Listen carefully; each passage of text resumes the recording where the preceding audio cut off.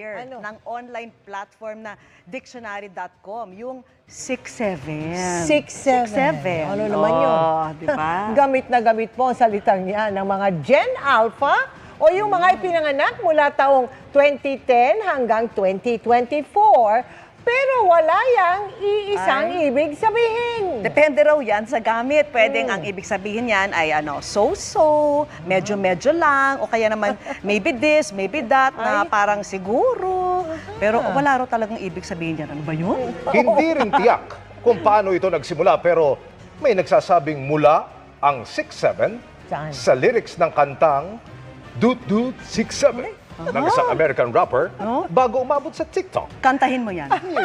Napili yung word of the year dahil sa dalas ng paggamit niyan. At syempre, pag-search niyan online ayon sa pag-aaral ng dictionary.com. Para pala yung Chorva o Chenelin. Alam mo ba yun, Emil? Yung Chorva at Chenelin. Alam mo ba yan?